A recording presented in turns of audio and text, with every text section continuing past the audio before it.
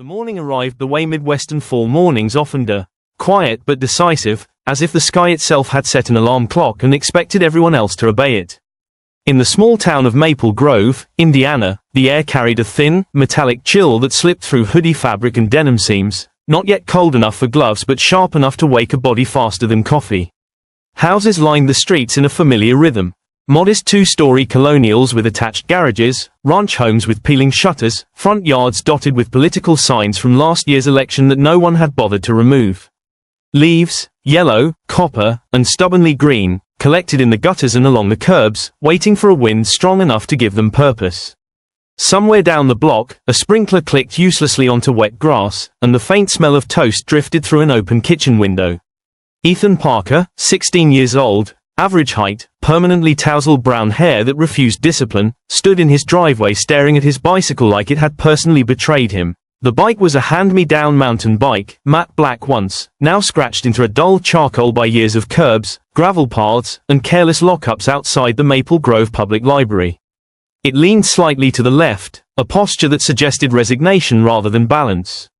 Ethan crouched beside it, tugging at the chain with fingers already numb from the cold, watching as it sagged uselessly, slipping off the rear cog with a soft metallic clatter that felt louder than it should have been. He sighed the way teenagers do when they are trying to sound older than they are, a sound halfway between annoyance and philosophical disappointment. School started in 40 minutes. The bus stop was 3 streets away, and he'd missed it last week after staying up too late finishing a science project that involved vinegar, baking soda, and an embarrassing explosion in the garage. His mom, Karen Parker, had already left for her shift at the clinic, her sedan gone from the driveway like a vanishing safety net. His dad, Mike Parker, was on a construction site 2 towns over, unreachable until lunchtime. The bike was his plan. The bike had failed. Ethan stood up, wiped his hands on his jeans, and gave the handlebars a small shake, as if intimidation might fix the problem. The front wheel wobbled in response, squeaking faintly, an unhelpful sound that felt like mockery. Across the street, Mrs. Dolores Finch, who had lived in Maple Grove since before Ethan was born and considered every morning an opportunity to supervise the neighborhood from behind lace curtains, watched with interest as he leaned the bike against the garage and pressed his palms into his eyes. She would later tell her sister on the phone that she'd known right then something was about to happen, because nothing ever went wrong quietly with the Parkers.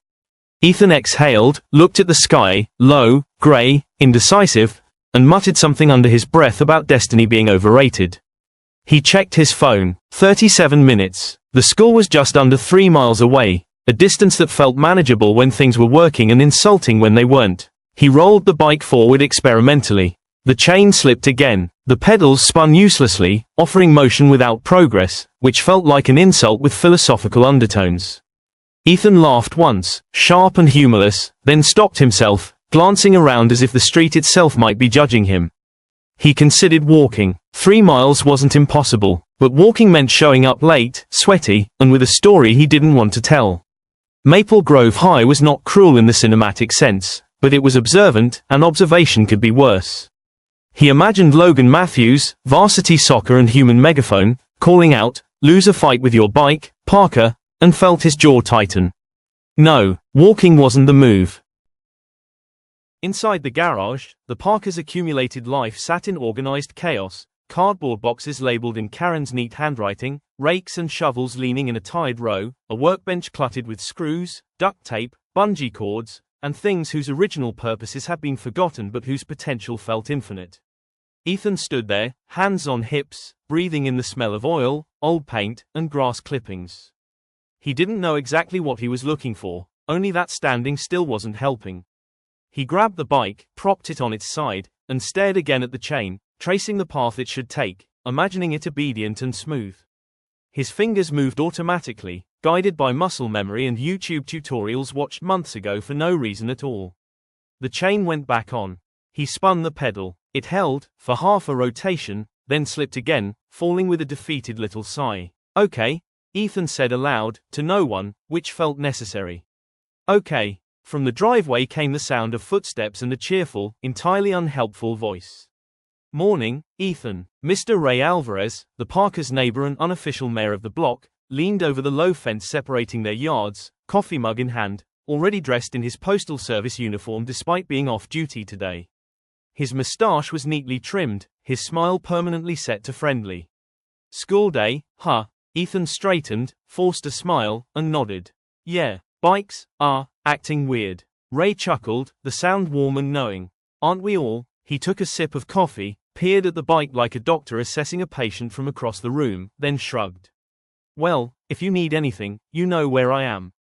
He meant it. That somehow made Ethan feel worse. As Ray wandered back inside his house, Ethan's eyes landed on something leaning against the far wall of the garage, an old skateboard. It had once belonged to his cousin, abandoned years ago during a visit and never reclaimed. The grip tape was worn smooth in places, the wheels yellowed but intact. Ethan stared at it, then at the bike, then back at the skateboard. A thought formed, not fully, not responsibly, but enough to make his eyebrows lift. He pulled the skateboard free, rolled it on the concrete. The wheels hummed. He imagined the route to school. Sidewalks cracked by tree roots, gentle slopes, one long downhill stretch past the elementary school. His mouth twisted into a grin despite himself. This is stupid, he said, which was how all his best ideas started. He tested it in the driveway first, standing on the skateboard with one foot, pushing off cautiously. The board rolled forward, smooth enough to inspire confidence and fear in equal measure. He hopped off, breathing faster now, adrenaline waking something inside him that the cold hadn't reached. His eyes flicked back to the bike. An image clicked into place, not logical, but vivid. He grabbed a length of rope from the workbench, the kind used for tying down tarps, frayed at the ends but strong. He tied one end to the bike's seat post, the other around the skateboard's front truck, hands moving faster now, excitement drowning out doubt. He stood back and assessed the contraption. Bike in front, skateboard trailing behind like an idea chasing reality. Ethan laughed, a real laugh this time, the kind that surprised him with its volume. He imagined his parents' faces if they could see this. He imagined the school security guard, Mr. Glenn Harris, squinting suspiciously. He imagined the story he'd tell later, if this worked. He checked his phone again. 28 minutes. Okay, he said again. Okay. He mounted the bike carefully, feet hovering, then pushed off, letting the skateboard roll behind him. For a moment, just a moment, it worked. The bike rolled forward, chain slipping but not fully giving up, the skateboard following obediently. Ethan pedaled gently, more guiding than forcing, heart pounding, grin threatening to split his face. He reached the end of the driveway without incident. The sidewalk beckoned. He pushed again. The first wobble came fast and unforgiving. The skateboard clipped a crack in the concrete, tugging sharply on the rope. Ethan yelped, overcorrected, and nearly toppled before instinct kicked in, feet skidding out to catch balance. The bike lurched, then steadied. He froze, breath held, then laughed again, louder, giddy. Across the street, Mrs. Finch dropped her curtain a fraction lower, eyes wide.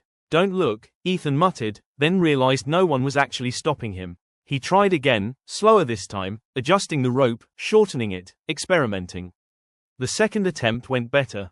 The third, better still. Soon he was moving down the block at a cautious but respectable pace, bike leading, skateboard trailing like a loyal if unpredictable pet. The cold air stung his cheeks, tears pricking at the corners of his eyes, but he felt awake in a way that had nothing to do with caffeine. Houses passed by, brick, siding, flags fluttering gently. A woman walking her dog stared openly. A man loading groceries into an SUV paused mid-motion, mouth open. Ethan nodded at them like this was completely normal. By the time he reached the main road, his confidence had grown dangerously high. He adjusted his backpack, felt the rhythm of movement settle into something almost graceful. The chain slipped again, more violently this time, pedals spinning free. He cursed, then laughed, then swerved slightly as the skateboard gained speed, threatening to overtake him. He hopped off the bike mid-roll, landing on the skateboard with a clumsy grace that felt like pure luck. The bike coasted beside him, rope taut, and for a brief, ridiculous moment, Ethan Parker rode his skateboard while guiding a broken bicycle like a stubborn shopping cart. A horn honked. Ethan flinched, wobbling, then recovered, waving apologetically at a pickup truck whose driver, Tom Wilkins, grinned and gave him a thumbs up instead of the expected scowl. Ethan laughed again, breathless now, cheeks burning with cold and embarrassment and something like pride. He pushed onward, heart hammering, mind alive with calculation and improvisation, every sense tuned to the road, the weather, the strange, wonderful fact that he was moving forward despite everything telling him he shouldn't be. The school loomed in the distance now, brick facade rising behind a line of maples shedding leaves like confetti. Ethan slowed, dismounted, and dragged the bike the rest of the way, chest heaving, hair damp with sweat. He checked his phone. 2 minutes to spare. He leaned the bike against the rack, untied the rope, and stared at the skateboard in his hands, shaking with laughter and disbelief. Students streamed past, some laughing openly, some staring, some nodding with something like respect. Logan Matthews opened his mouth, then closed it, apparently unable to find the right insult for what he'd just witnessed. Ethan slung his backpack over one shoulder and headed inside, heart still racing, mind buzzing. He knew this wasn't the end of it. He knew the day would have more to say. But as he stepped into the fluorescent-lit hallway, the smell of floor cleaner and teenage chaos washing over him, he felt something settle into place. The bike was broken, the plan had failed, and yet, somehow, he was exactly where he needed to be. By third period, the story had already escaped Ethan's control, which felt fitting given the morning's theme. It traveled faster than he had, slipping through lockers and classrooms, mutating slightly with every retelling. By the time it reached the cafeteria, the bike had allegedly been on fire, the skateboard motorized, and Ethan himself either a genius or an idiot depending on who was telling it.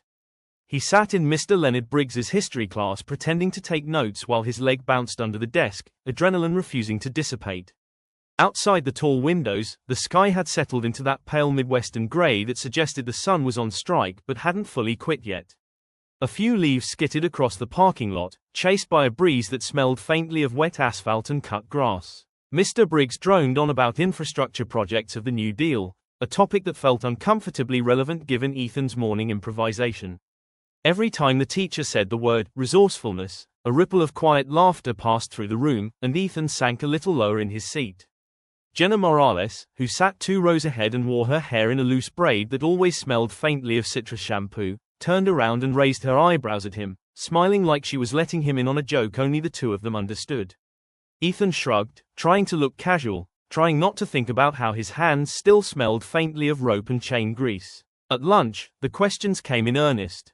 Ethan balanced his tray, pizza that tasted mostly of nostalgia, fries limp but comforting, and slid into his usual seat. Caleb Thompson, his best friend since elementary school and walking encyclopedia of unnecessary facts, leaned across the table, eyes shining. "Dude," he said, reverent, like he was talking about a historical event. "Is it true?" Ethan sighed. "Define it." "The skateboard bike thing," Caleb said. "Because if that's true, I need to know what kind of physics you were working with." Ethan laughed despite himself. "It wasn't physics. It was panic." Caleb nodded, like that explained everything. "That checks out." Across from him, Alyssa Nguyen, who ran cross-country and had the posture of someone who trusted her own legs, tilted her head. "So what actually broke?" "The chain," Ethan said. "Or everything adjacent to the chain. It's complicated." "Everything's complicated if you don't maintain it," Alyssa said lightly, then grinned to soften the blow. The bell rang before Ethan could respond, slicing the conversation into pieces that promised to reconvene later. He carried the rest of the day with him like a low-level hum, a mixture of embarrassment and pride that refused to resolve into one feeling or the other. By the time the final bell rang, the sky had darkened just enough to suggest rain later, though none had fallen yet. He retrieved his bike from the rack, the skateboard tucked under his arm, and stared at the chain again, as if hoping it might have learned its lesson. "Hey," came a voice from behind him. Ethan turned to see Mr. Glenn Harris, the school security guard, a man built like a retired linebacker with a voice that suggested he'd learned patience the hard way. He gestured at the bike. "You planning on riding that home?" Ethan hesitated, then shrugged. "I was thinking about walking." Mr. Harris nodded slowly. "Probably wise." Then he paused, lips twitching. "Creative solution this morning, though." Ethan blinked. "You saw that?" "My nephew sent me a video," Mr. Harris said. "Never underestimate teenagers with phones." He clapped Ethan on the shoulder, not unkindly. "Be careful out there." The walk home felt longer than the ride in, but quieter too. Ethan pushed the bike beside him, skateboard under his arm, the rhythmic squeak of the loose chain marking his progress. Maple Grove unfolded around him in its after-school version. Kids biking in packs, parents idling in minivans, the smell of dinner beginning to leak into the air. He passed Frankie's auto, where Frank DeLuca stood outside wiping his hands on a rag, grease streaking his forearms. Chain trouble, Frank called out, eyeing the bike. Something like that, Ethan said. Frank nodded. Bring it by later, we'll take a look. Ethan thanked him, surprised by how much lighter that simple offer made him feel. He reached his street just as the sky finally gave in, releasing a light, misty rain that barely registered as wet but darkened the pavement into a patchwork of reflections. He wheeled the bike into the garage, propped it up, and stood there for a moment, listening to the rain drum softly on the roof. Inside, the house was quiet. Karen wouldn't be home for another hour. Ethan dropped his backpack by the stairs and wandered into the kitchen, opening the fridge without really knowing what he wanted. He pulled out a soda, popped it open, and leaned against the counter, replaying the day in his head. The embarrassment had softened into something else now, a story, a lesson, maybe even a point of pride. He took a long drink, wiped his mouth, and headed back to the garage. He didn't know exactly why he did it. Maybe it was momentum, maybe it was stubbornness. But instead of abandoning the bike to future Frank DeLuca intervention, Ethan grabbed the tools again. He cleaned the chain properly this time, hands blackened, movements slower, more deliberate. He adjusted the derailleur, watching videos on his phone, pausing and rewinding until the mechanics began to make sense. Outside, the rain picked up, a steady rhythm now, like encouragement. By the time Karen pulled into the driveway, headlights cutting through the drizzle, Ethan had grease up to his elbows and a small, triumphant smile on his face. The chain wasn't perfect, but it held. He spun the pedals, watching the gears engage smoothly for the first time all day. Karen stood in the doorway, watching him. Rough day? She asked. Ethan looked up, met her eyes, and shrugged. Kind of a good one, actually. She smiled, tired but warm. Dinner in 20. Ethan nodded, wiping his hands, glancing once more at the bike. It wasn't fixed completely, not yet, but it was closer, and so was he. Dinner that night unfolded the way dinners in the Parker house usually did, half conversation, half parallel monologues, all of it underscored by the clink of forks against ceramic plates. Karen moved through the kitchen with the efficiency of someone who'd spent all day solving other people's problems and now preferred not to invent new ones. Mike arrived 10 minutes late, boots dusty, shoulders sagging, smelling faintly of sawdust and cold air. He kissed Karen on the cheek, ruffled Ethan's hair in passing, and sat down with a noise that suggested his spine was negotiating its own ceasefire. So, Mike said after a bite of chicken, eyes flicking toward Ethan with a casualness that fooled no one. Anything exciting today? Ethan glanced at his mom, who raised an eyebrow just enough to be encouraging. He shrugged, a practiced gesture. Bike broke. Mike nodded. That'll happen. I still made it to school. That got Mike's attention. How? Ethan hesitated, then decided there was no point pretending. I improvised. Karen smiled into her glass of water. Mike leaned back, considering. Improvised how? Ethan launched into the story, leaving out the parts that made his stomach twist and emphasizing the parts that sounded clever instead of desperate. Mike listened without interrupting, nodding occasionally, eyes brightening in a way that reminded Ethan uncomfortably of himself. When the story ended, Mike laughed, loud and genuine, the sound filling the kitchen like punctuation. Well, Mike said finally, that's one way to solve a problem. Karen shot him a look. Not an ideal way. No, Mike agreed, still smiling. But effective. Ethan felt something warm spread through his chest, not quite pride, not quite relief. After dinner, while Karen packed leftovers and Mike collapsed onto the couch, Ethan slipped back into the garage. The rain had eased into a steady drizzle, tapping lightly against the door. He stood over the bike again, tools laid out like an offering. He tightened, loosened, adjusted, tested. Time stretched. His phone buzzed with messages. Caleb sending memes, Jenna asking if he was okay, Logan, surprisingly, asking how the skateboard thing worked. Ethan ignored most of them, focusing instead on the quiet satisfaction of incremental progress. By the time he finished, the chain held through several rotations without complaint. He wiped his hands, leaned the bike against the wall, and stepped back, breathing deeply. It wasn't perfect. It might fail again, but for now, it was enough. Upstairs, the house settled into its nighttime rhythm. Ethan showered, letting hot water rinse away grease and lingering tension. He lay in bed scrolling through videos he barely watched, mind replaying the day instead. The moment of near fall. The laughter. The way moving forward had felt more important than moving correctly. Eventually, sleep claimed him, heavy and dreamless. Morning came again, Brighter this time, sunlight slanting through the blinds like an invitation. Ethan woke before his alarm, a rare occurrence that felt like cheating the system. He dressed quickly, grabbed a granola bar, and headed for the garage. The bike stood where he'd left it, innocent and unassuming.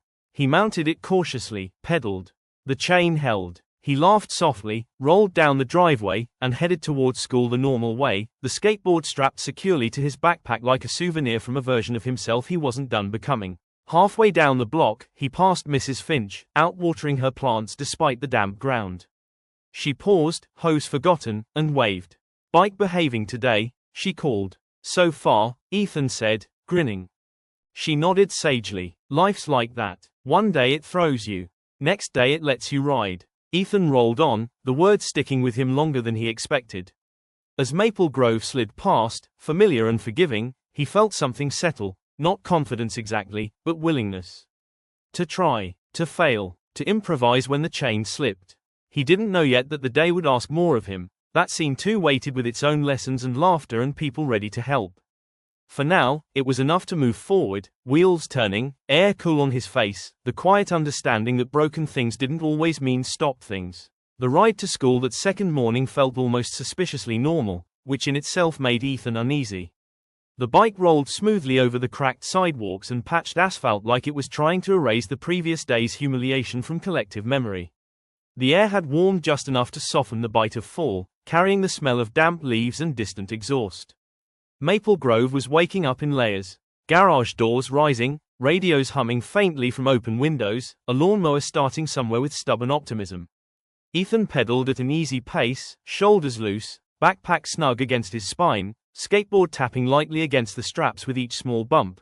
A reminder, not a necessity now. As he passed the elementary school, he slowed instinctively, watching a cluster of younger kids being shepherded across the crosswalk by Linda Brooks, the crossing guard whose neon vest made her visible from space. She recognized him and waved, her whistle bouncing against her chest. "No stunts today," she called out. Ethan laughed. "Not unless absolutely required." "Good policy," Linda said, ushering the kids forward. "But don't forget, you already proved you can improvise." That word again, improvised. It followed him like a friendly echo, losing its edge each time he heard it. By the time he reached Maple Grove High, the parking lot was already half full, cars angled awkwardly, students spilling out in uneven clusters. He locked his bike, checked the chain once more out of habit, and headed inside. The day unfolded with the comfortable predictability that schools rely on: bells, lectures, laughter erupting and dying in waves. Yet under the surface, something had shifted for Ethan. He raised his hand more often. He answered questions without rehearsing them silently first. In English class, when Ms. Rachel Whitmore asked for volunteers to read aloud, he surprised himself by doing so, voice steady, eyes scanning the page without panic. Jenna caught his eye again, smiling, and this time he didn't look away. At lunch, the conversation had evolved. The story was no longer just about the skateboard bike hybrid. It was about problem solving, about thinking on your feet. Logan Matthews, previously a guaranteed source of sarcasm, leaned across the table and said, "Okay, real talk." That was kind of impressive. Ethan raised an eyebrow. "Kind of?" Logan shrugged. "Don't get used to it." After school, Ethan didn't go straight home. He detoured past Frankie's auto, the smell of oil and hot metal greeting him like an invitation. Frank DeLuca looked up from under a lifted sedan, grease-streaked and grinning.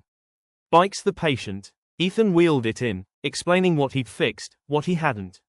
Frank listened, nodding, occasionally asking questions that made Ethan think harder about his own explanations. They worked together in companionable silence for a while, tightening, adjusting, testing. When they were done, Frank wiped his hands and stepped back.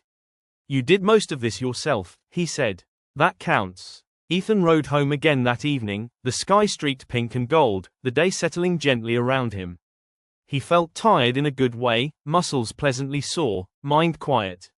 The bike hummed beneath him, cooperative for now. As he turned onto his street, he saw Karen on the porch, phone in hand, smiling when she spotted him. "Frank fixed it?" she asked. "Help me fix it," Ethan corrected. She nodded, proud without making a big deal of it, which somehow meant more. They went inside, the door closing on the day's noise. Later, as Ethan lay in bed, he thought about how close he'd come to giving up that first morning. How easy it would have been to walk, to be late, to let the broken chain decide the day for him. Instead, he'd moved forward, awkwardly, loudly, imperfectly, and somehow that had been enough.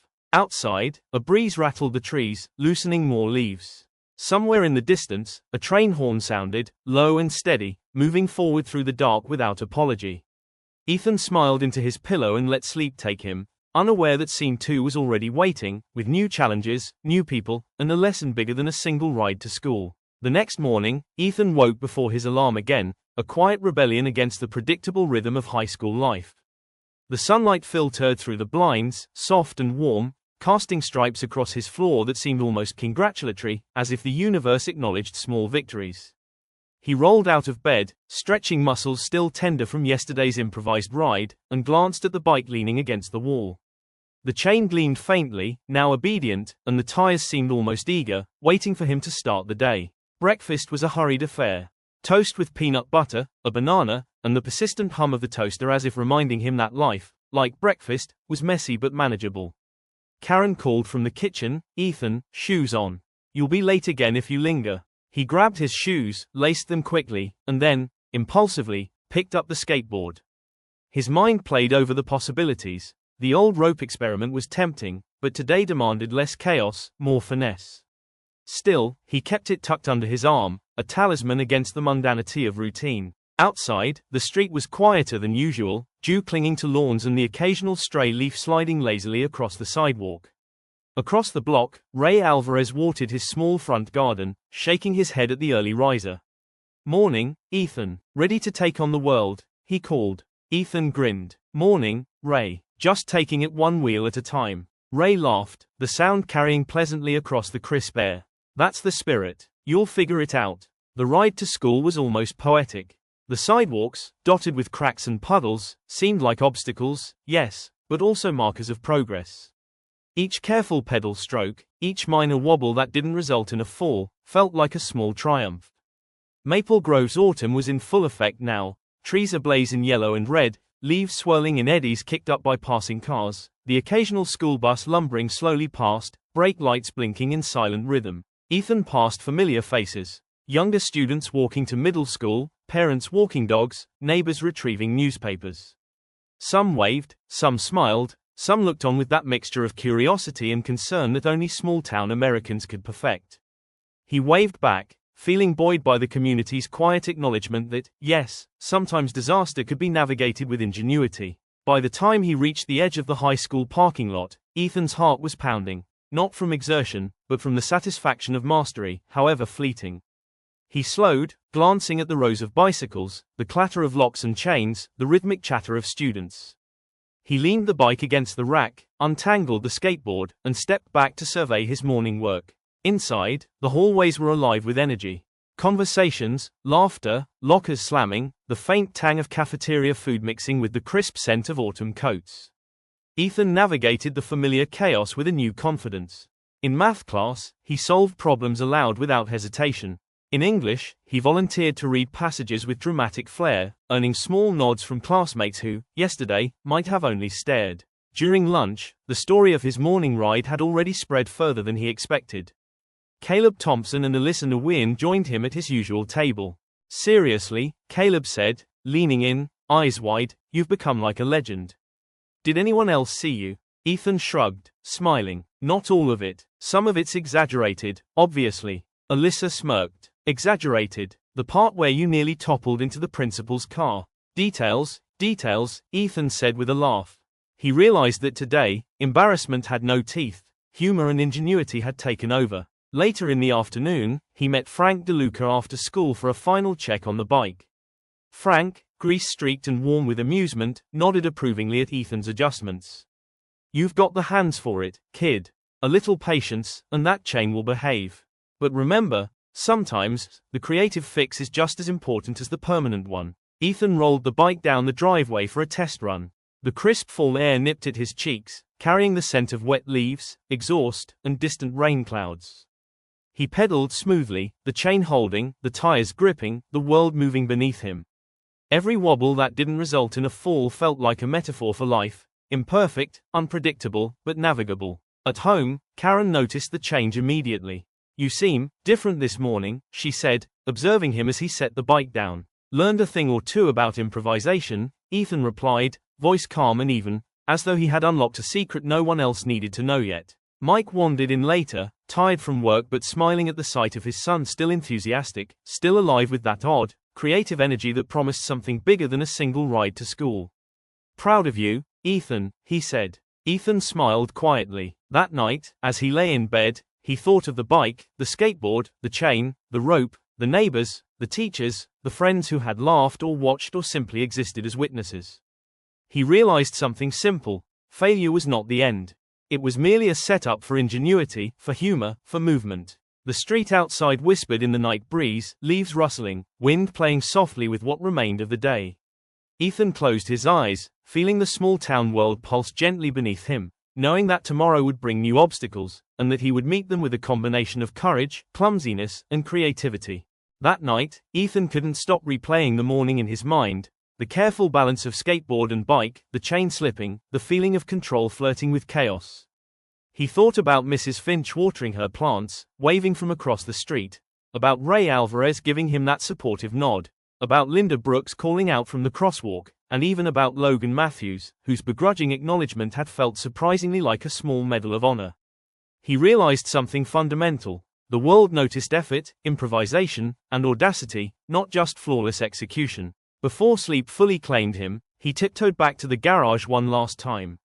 The bike stood quietly, tires aligned, chain holding steady, as if it too had learned something about resilience. Ethan ran his hands over the frame, feeling the ridges, scratches, and warm spots, the evidence of prior struggles, adventures, and the small victories of those who had owned it before him. He smiled, understanding finally that broken things, stubborn things, imperfect things, often became the most memorable tools for growth. He remembered Karen's quiet encouragement, Mike's patient pride, and even Frank DeLuca's gentle instruction about patience and creative fixes. It all merged into a singular truth: no plan survives failure unscathed, but every failure contains a hidden opportunity for ingenuity and joy. He leaned the bike against the wall, grabbed the skateboard, and carried it to his room, placing it carefully by the bed. Tomorrow would demand new energy, new improvisations, but for now, he let the satisfaction of today's small triumph settle around him. As he finally slipped under the covers, the rain outside began to patter softly against the windows, a lullaby of motion and persistence. Ethan felt the day's lessons, the risk, the laughter, the minor humiliations, the small victories, embed themselves into his thoughts. He drifted off with the realization that mornings, failures, and inventive solutions were all part of a grander rhythm. Keep moving, adapt creatively, laugh at missteps, and notice the small kindnesses along the way. And with that, Ethan Parker slept soundly, the street outside quiet now, Maple Grove holding its breath, ready for tomorrow's challenges. He would wake, he would improvise, and the world would roll on, just as imperfect, just as unexpected, and just as full of potential as a broken chain tied to a skateboard racing down a Midwestern sidewalk. The next morning arrived with the kind of soft gold light that only late autumn could produce, stretching long across Maple Grove's tree-lined streets. Ethan Parker woke to the faint smell of damp leaves drifting through his window, the air cool but promising warmth if the sun broke through the thin veil of clouds. His bike, repaired and ready, leaned against the wall like a loyal sentinel. The skateboard lay beside it, still slightly dusty from yesterday's improvisation, a relic of triumph and chaos both. He stretched, listening to the quiet hum of the neighborhood waking, the low rumble of a lawnmower 2 blocks away, the distant bark of a dog chasing a squirrel, the occasional shout of a parent corralling younger children to school. Karen called from the kitchen, her voice warm yet businesslike. "Ethan. Breakfast's almost ready. Don't let that creative streak make you late." He grinned, tugging on his hoodie, jeans, and sneakers, ready to take on another day. Something about yesterday, the chain, the skateboard, the laughter, the near catastrophes, had shifted him. Improvisation felt less like desperation now and more like empowerment. As he wheeled the bike into the driveway, he noticed Ray Alvarez already outside, sipping his coffee, hands shoved into a worn jacket. "Morning, Ethan. Ready to tame the world again?" Ethan laughed. "Morning, Ray. Just keeping the streak alive." Ray shook his head, smiling. "Good. Some days the world needs a little chaos, handled responsibly." Ethan mounted the bike and began rolling down the street, skateboard securely in his backpack. The wind carried the scent of wet earth, decaying leaves, and distant exhaust, all intermingling into a kind of suburban symphony. Sidewalks were slick with dew, the occasional puddle reflecting branches, rooftops, and the sky in miniature.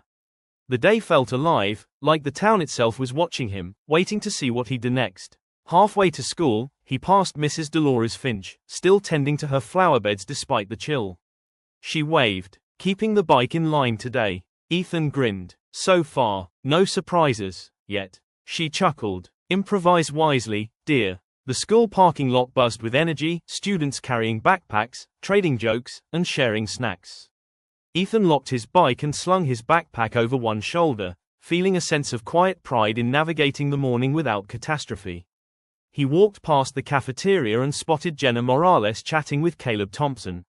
She waved at him, a mixture of admiration and amusement on her face. Inside, the day proceeded with lessons and laughter.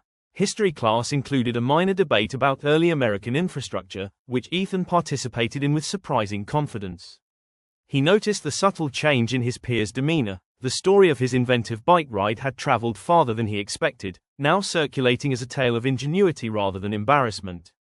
Logan Matthews, usually a source of sarcastic commentary, gave a small nod as Ethan answered a question correctly. It was recognition of resourcefulness rather than perfection, and that mattered far more. By third period, a subtle tension had emerged in the halls.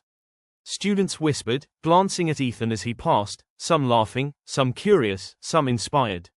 The narrative had evolved. The bike was no longer broken, the skateboard no longer a simple board, it had become a symbol. Improvisation, resilience, and humor were all embodied in the boy who had refused to let a chain dictate his day. I didn't fall, he said quietly, to himself more than anyone else. Not today, Karen replied, warmth in her voice. And I improvised, Ethan added, grinning. Exactly, Mike said. And that's how you turn a broken chain into a lesson in resilience. Ethan leaned the bike against the garage, backpack off, skateboard down. He realized that the story, the laughter, the small triumphs, and even the minor fears had all converged into something bigger: community, creativity, and courage.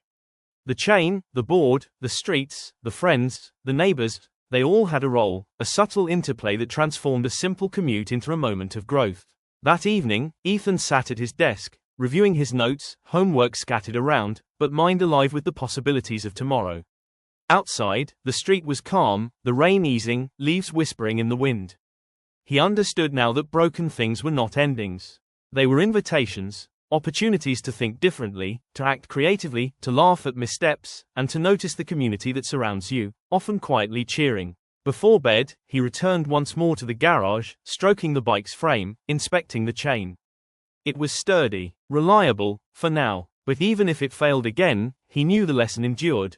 Persistence, ingenuity, humor, and kindness, combined with a community that notices small victories, could transform chaos into triumph.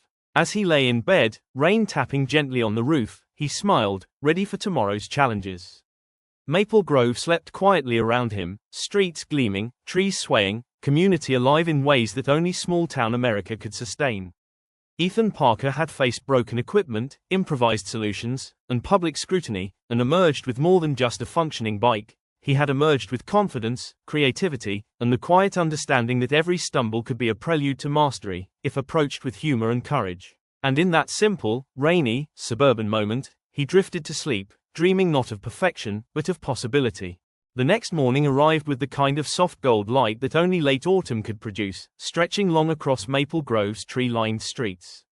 Ethan Parker woke to the faint smell of damp leaves drifting through his window, the air cool but promising warmth if the sun broke through the thin veil of clouds. His bike, repaired and ready, leaned against the wall like a loyal sentinel.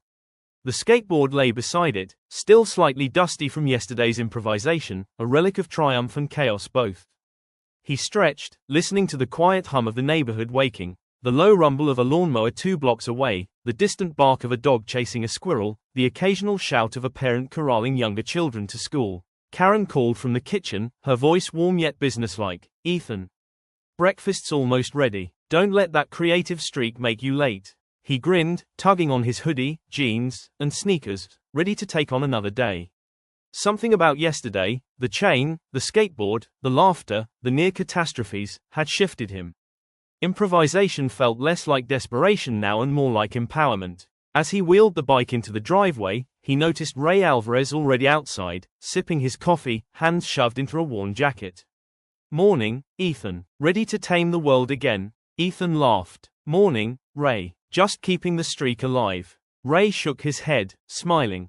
"Good. Some days the world needs a little chaos, handled responsibly." Ethan mounted the bike and began rolling down the street, skateboard securely in his backpack.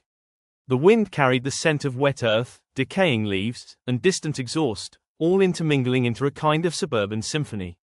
Sidewalks were slick with dew, the occasional puddle reflecting branches, rooftops, and the sky in miniature. The day felt alive, like the town itself was watching him, waiting to see what he'd do next.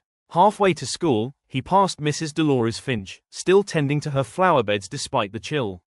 She waved, keeping the bike in line today. Ethan grinned. So far, no surprises, yet. She chuckled. "Improvise wisely, dear." The school parking lot buzzed with energy, students carrying backpacks, trading jokes, and sharing snacks.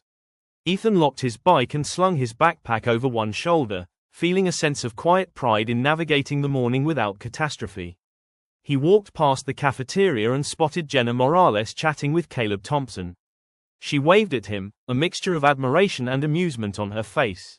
Inside, the day proceeded with lessons and laughter. History class included a minor debate about early American infrastructure, which Ethan participated in with surprising confidence. He noticed the subtle change in his peers' demeanor. The story of his inventive bike ride had traveled farther than he expected, now circulating as a tale of ingenuity rather than embarrassment. Logan Matthews, usually a source of sarcastic commentary, gave a small nod as Ethan answered a question correctly. It was recognition of resourcefulness rather than perfection, and that mattered far more. By third period, a subtle tension had emerged in the halls. Students whispered, glancing at Ethan as he passed, some laughing, some curious, some inspired. The narrative had evolved. The bike was no longer broken, the skateboard no longer a simple board, it had become a symbol. Improvisation, resilience, and humor were all embodied in the boy who had refused to let a chain dictate his day. Like and subscribe if you want to be happy and motivate.